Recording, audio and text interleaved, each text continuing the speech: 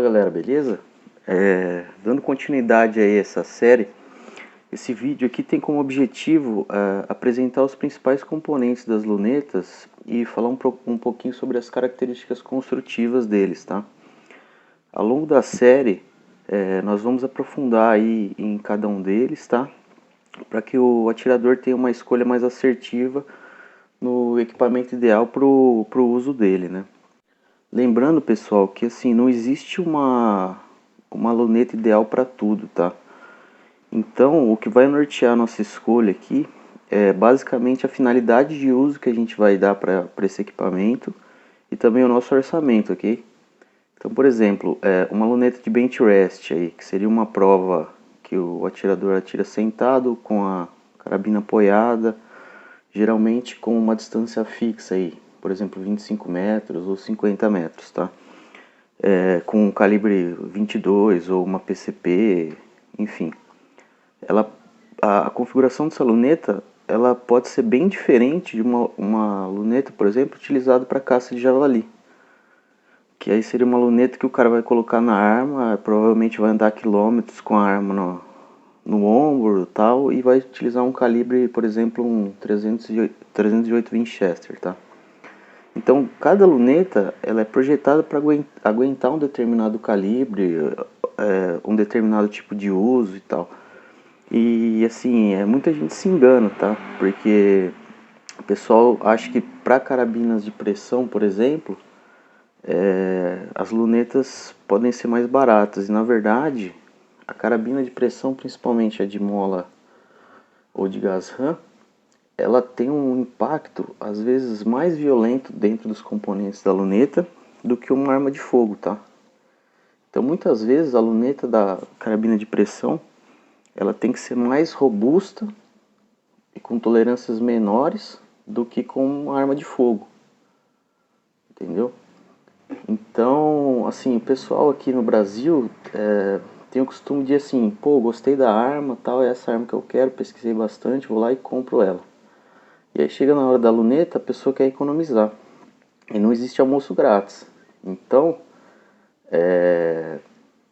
quanto mais barata você pagar na luneta, pior provavelmente vão ser os componentes internos dela, tá? Questão da qualidade da lente, questão de assertividade dos cliques, etc.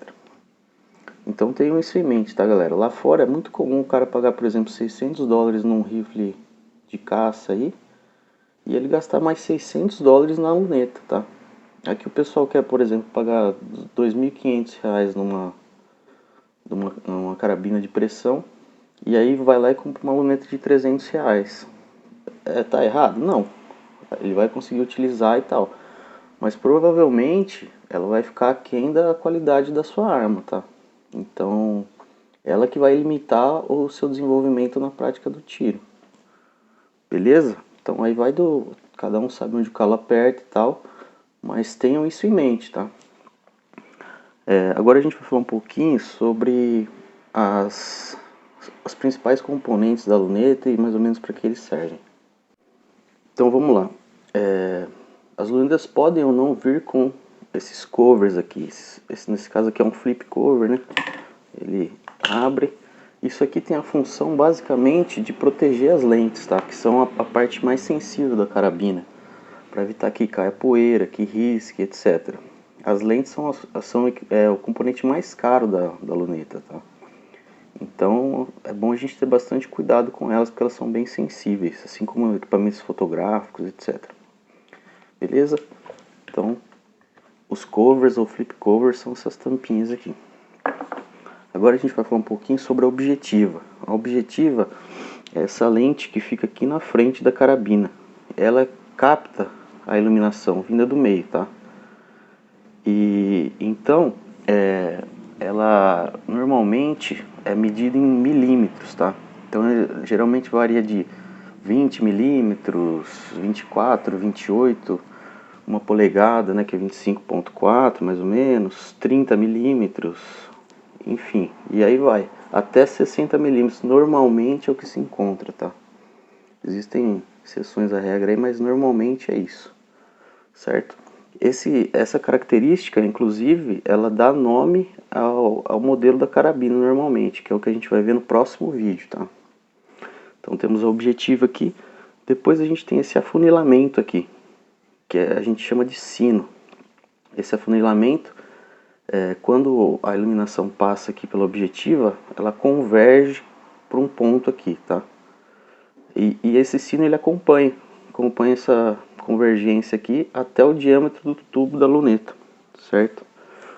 O tubo ele tem uma função estrutural, né? Então ele liga todos os outros componentes da luneta e liga também o mount que é ligado na arma, tá? Então o tubo normalmente a gente vai encontrar entre 20 milímetros até 34, 35, que agora é o top que está vindo aí no mercado, beleza? Dentro desse tubo a gente tem o tubo eretor.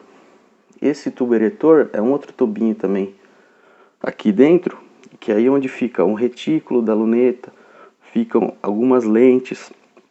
Esse tubo eretor que vai fazer o contato com as torres de ajuste, tá? E com a molinha que mantém tudo firme no lugar e com a parte de trás da luneta, tá? Então beleza, falamos da objetiva, do sino, do tubo eretor, falar um pouquinho das torres. As torres elas têm a função, juntamente com a mola aqui embaixo, de manter o tubo eretor fixo no local e permitir você regular a altura e a lateralidade do retículo, para que você consiga casar o ponto de impacto da sua carabina com o ponto de visado, tá? Então normalmente elas são por cliques aqui, você ajusta girando de uma variação de ângulo, pode ser normalmente MOA ou 1000, né?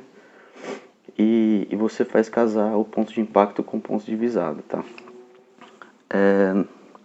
Na sequência, a gente pode ou não ter um zoom variável. Algumas lunetas não tem o zoom variável ou a ampliação variável, né? Essa aqui no caso tem uma ampliação variável de 4 vezes a 16 vezes. O que isso quer dizer?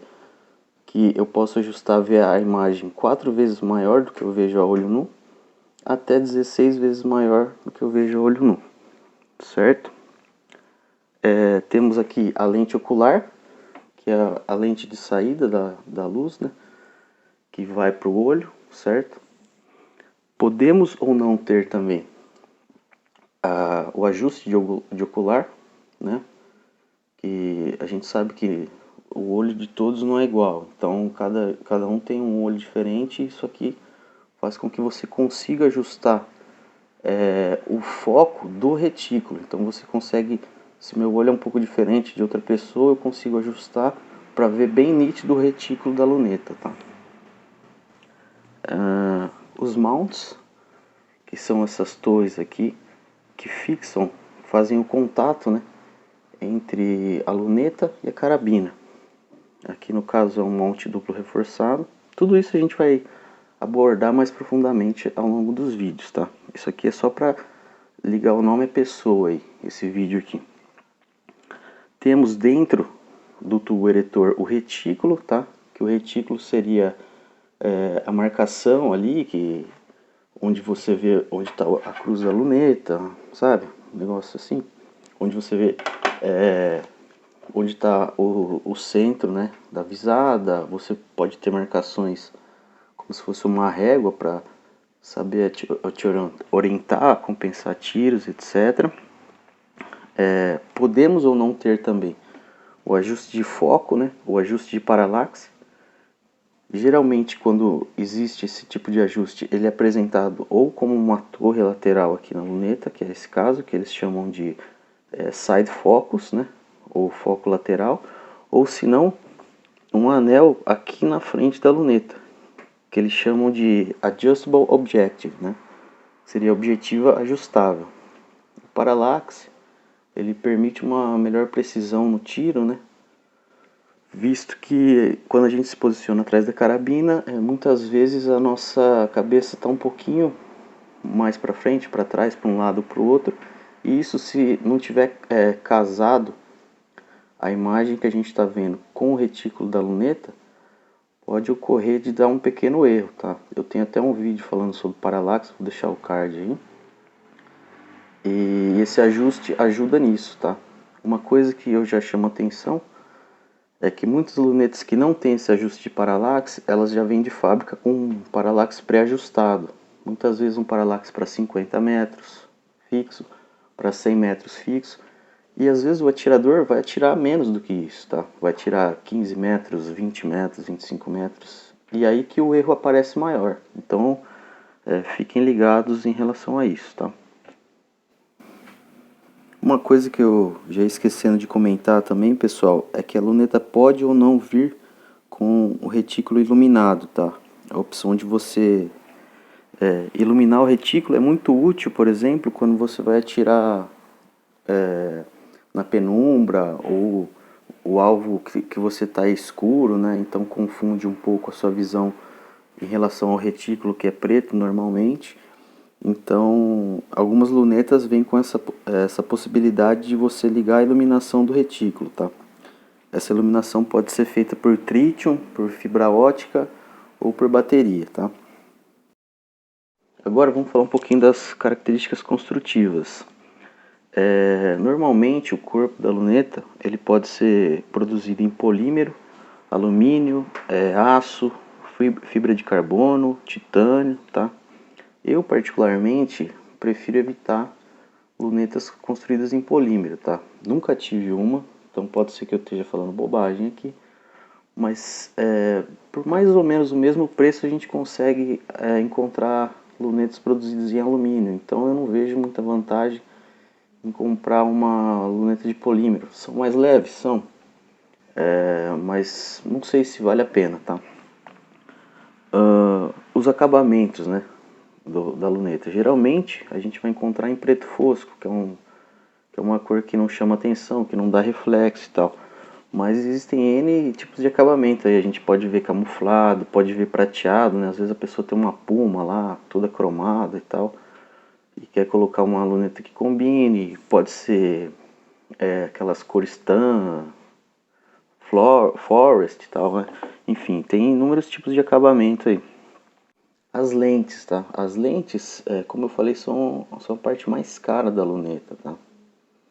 E isso é o que vai definir, na maioria das vezes, o preço dela. Se ela é mais cara, mais barata. Então, as lentes podem vir, por exemplo, em acrílico, podem vir em vidro, podem vir em cristal, tá? E isso influencia a quantidade de luz que é transmitida por dentro da luneta, tá?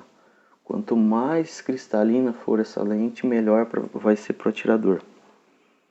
Elas podem ainda vir com um coat, né, que são aqueles filtros que são aplicados nas lentes, que ajudam também a melhorar a qualidade da imagem, tá? Outra característica construtiva é que elas podem ou não vir seladas com nitrogênio e argônio. Para quê? Para evitar que a lente embace com mudanças de temperatura. É mais comum a gente ver isso no frio, né? A lente embaçar e tal. Então eu recomendo que, se possível, procure uma luneta que tenha que seja selada com nitrogênio ou com argônio, tá? Outra característica que a gente pode ver são em relação às torres, tá? Existem torres que não possuem ajuste por clique. Eu prefiro fugir desse tipo de torre, tá? Para mim, por mais simples que seja, eu gosto de escolher lunetas que tenham que você consiga regular através dos cliques. Que aí você consegue uma maior precisão, você consegue manter essa luneta regulada, porque queira ou não, o clique é um tipo de retenção, né? Na hora do impacto, vibração, etc. Então, eu prefiro utilizar lunetas com cliques, tá? O que a gente tem que ter em mente é que toda luneta ela foi projetada para aguentar um determinado calibre, um determinado tipo de uso, tá? Então pesquise bastante, escute opiniões diferentes, aí fica à vontade, questione, comente aí no campo dos comentários, etc. Para que a gente consiga fazer uma escolha mais assertiva em relação a qual equipamento utilizar, tá?